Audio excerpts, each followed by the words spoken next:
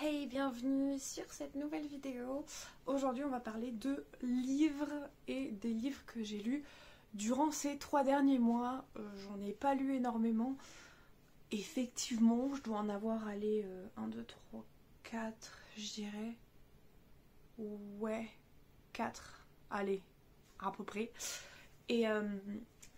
Et du coup, on va voir un petit peu ensemble ce que j'ai lu et je vais vous du coup donner des notes par rapport aux petits livres que j'ai lus.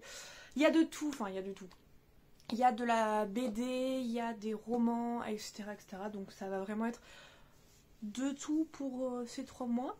Et on va voir ensemble ce qui se passe. Comme certains d'entre vous le savent, je suis rentrée d'Angleterre en février, à la mi-février. Et du coup j'ai acheté des livres en anglais et dont un que j'ai adoré en fait, que j'ai totalement adoré. Il me semble pas qu'il y ait une traduction en français malheureusement. Donc je l'ai pas avec moi parce que je l'ai passé à une amie. Il y a 2 livres dont je vais vous parler que je l'ai passé à des amis. Mais je peux vous mettre en fait tout simplement genre quelque part par là sur l'écran une petite image du livre qui s'appelle The Sisters of the Winterwood et c'est une pépite. Il a été écrit par Rena Rossner il me semble, si je me souviens bien de tête, mais je crois que c'est ça. Et je le note à peu près genre 4,5 sur 5. Vraiment il est incroyable. Alors au premier abord, ok. Vous allez peut-être vous dire ouais il est peut-être bizarre et tout, je comprends pas trop ni rien, mais plus ça va dans l'histoire, plus vous allez en fait vous familiariser avec les personnages et il y a vraiment tout un mode d'écriture qui est totalement différent du mode d'écriture qu'on a de base dans les livres en fait. On a en fait l'histoire de 2 sœurs, donc chaque chapitre va être différent et chaque chapitre va être le chapitre d'une sœur, du point de vue d'une sœur. Et tout simplement, vous allez avoir l'écriture d'une des sœurs qui va être l'écriture normale, donc là j'ai un livre, genre ça va être une écriture à peu près comme ça, vous voyez, ce qu'on a l'habitude de voir dans les livres en fait. Et une autre écriture, donc c'est Liba, le passage de Liba, donc il me semble que c'est la grande sœur, va être normal. Et le passage de Laia, ça va être plutôt en mode poésie. Un peu comme, vous voyez, c'est écrit, ça prend pas toute la page, ça prend vraiment genre le milieu de la page, juste le milieu, et c'est écrit tout en colonne comme ça. Et vraiment, genre, elle a tendance à faire quelques petites rimes en plus. Et c'est vraiment, on voit vraiment la différence, puisqu'il y en a une qui est un peu vraiment naturelle, etc. Et l'autre qui est vraiment gracieuse et... Enfin, il y a vraiment ce côté, d'un côté farouche, l'autre côté qui est très gracieux, qui se retrouve vraiment dans le système d'écriture. Et je trouve que c'est, du coup, une expérience super intéressante à voir. Et vraiment, genre, à partir du milieu du livre, c'est une tuerie. J'ai pas pu le lâcher. Autant vous dire que j'ai lu la fin, le milieu et la fin en une après-midi, parce que le reste le début du bouquin, j'avais un peu de mal à me mettre dedans, etc. Mais le reste en une après-midi, j'ai tout lu là. Ah, c'était incroyable, hein. Donc voilà, petit 4,5 sur 5, je pense que c'est un peu mon coup de cœur. Voilà. On passe ensuite au deuxième livre, qui celui-là était une bonne surprise, puisque au début de la lecture, j'ai pas vraiment accroché, on va dire, c'était un petit peu... je vais pas dire enfantin, mais... Ouais, c'était il y avait un petit peu des sujets qui étaient... Au premier abord, vous pouvez vous dire que c'est un peu enfantin et tout ça, et c'était pas vraiment hyper topissime. Mais pareil, encore une fois, le livre à partir du milieu jusqu'à la fin, c'était le feu. Je l'ai dévoré, voilà. Et vraiment, c'est l'un des seuls bouquins, je dirais, qui m'a fait pleurer. Et alors, je vais vous dire le titre, vous allez me dire, mais attends, c'est pas du tout un truc qui fait pleurer, ça, non?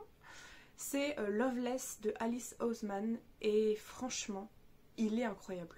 Il est incroyable. Autant vous dire que la première partie, enfin, il est coupé en 5 parties, je crois. Plus ou moins longues, hein. Elles n'ont pas du tout la même longueur, qui sont composées du coup de chapitres entre elles. Et dans, je dirais, les 2 premières parties, c'est vraiment les bases. Donc c'est un peu long à démarrer. Vous allez vous dire que le personnage, il est vraiment un peu bizarre, que comment est-ce que... Enfin bref, vous allez peut-être pas trop vous identifier au personnage. Mais franchement, la suite est incroyable. Genre, c'est une tuerie en fait. Vraiment, les personnages sont hyper profonds et attachants. Et c'est ce que j'adore dans l'univers d'Alice Oseman, c'est que tous ces persos sont vraiment attachants. Vous avez vraiment la compassion pour eux, vous avez l'impression de faire partie de leur bande de potes. Et c'est vraiment ça que j'ai trop aimé.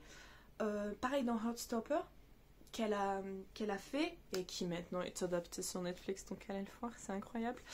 Et tous ces personnages-là, vraiment, on a l'impression qu'ils font partie de votre bande de potes qui sont là avec vous, et je trouve ça intéressant et super réconfortant d'un côté.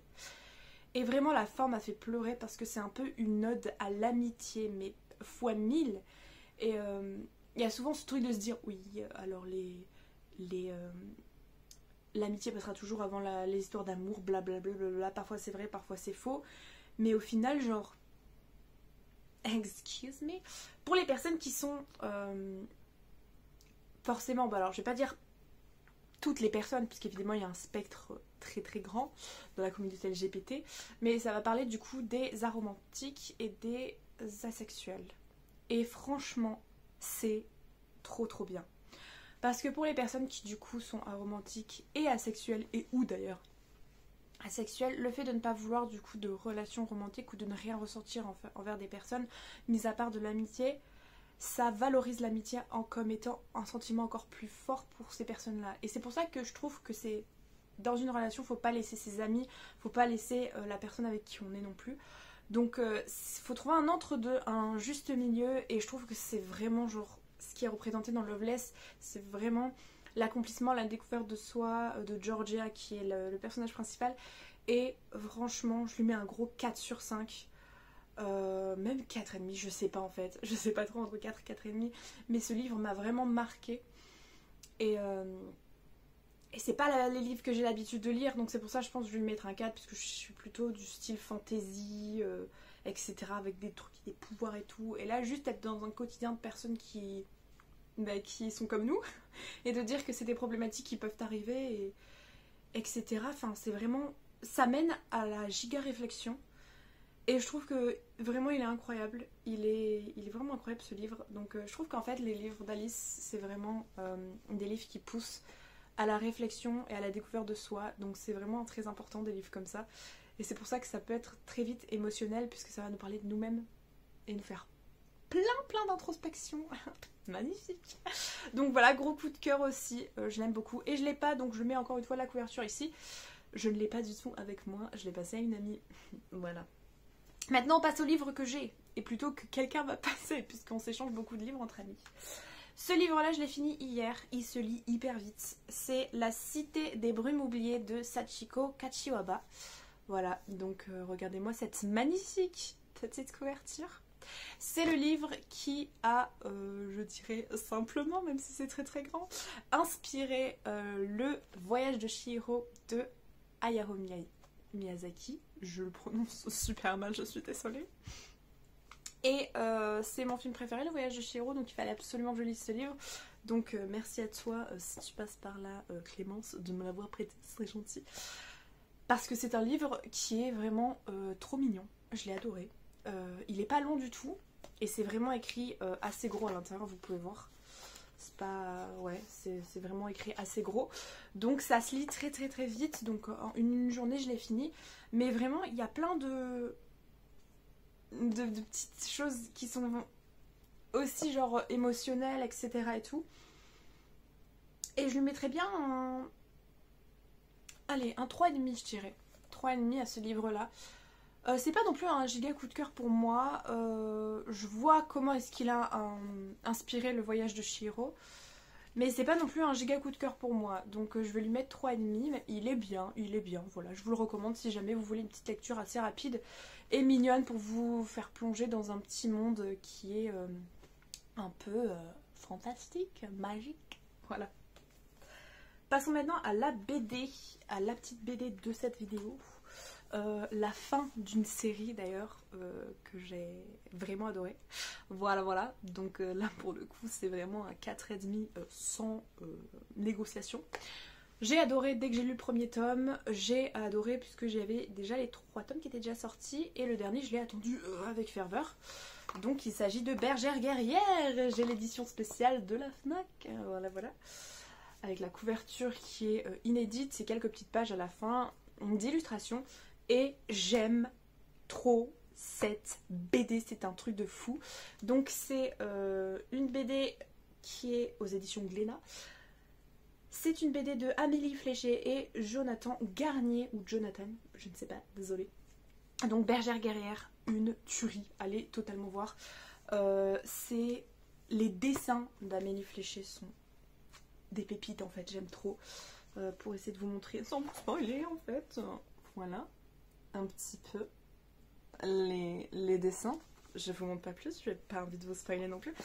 Voilà, c'est ça. Avec les livres, on peut pas trop spoiler. Avec les BD, c'est plus compliqué quand même.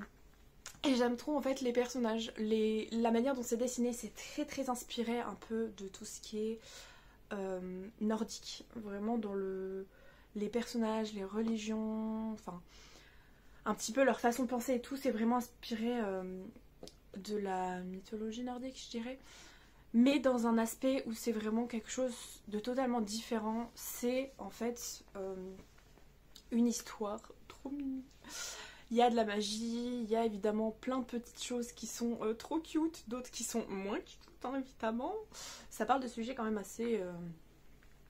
il y a des morts, hein, sans vous spoiler évidemment. Mais il y a des gens qui meurent, let's go. Et évidemment, j'ai envie de dire, dans la plupart des histoires c'est comme ça que ça se passe. Mais c'est une tuerie, je vous le conseille vraiment et vraiment gros coup de cœur. 4,5 sur 5, voilà, sans hésiter. On passe maintenant à un dernier livre. Lui, je ne l'ai pas lu. Je suis en train, et malheureusement, je pense que je vais le mettre sur pause parce que je n'accroche pas, mais vraiment pas du tout. J'en suis au chapitre 3 ou 4, ce qui me rend à la page numéro 76-77.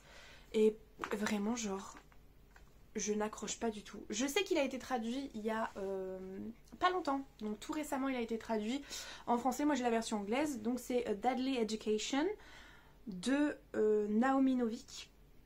Voilà, et il a été tout simplement traduit, le titre c'est Une éducation meurtrière il me semble, c'est à peu près le même titre, hein. Voilà à quoi il ressemble. La couverture est super belle, j'ai lu le résumé, ça m'avait l'air très intéressant. Je ne supporte pas le personnage principal. Voilà, je suis désolée. Je ne la supporte pas. Genre, non. Non. Du coup, ce qui rend le récit un petit peu plus long, ennuyeux, on va dire, c'est que je ne supporte pas les actions que fait le personnage principal, la façon d'être et de penser. Et comme c'est un récit à la première personne, c'est encore une torture. Vraiment. Un plaisir.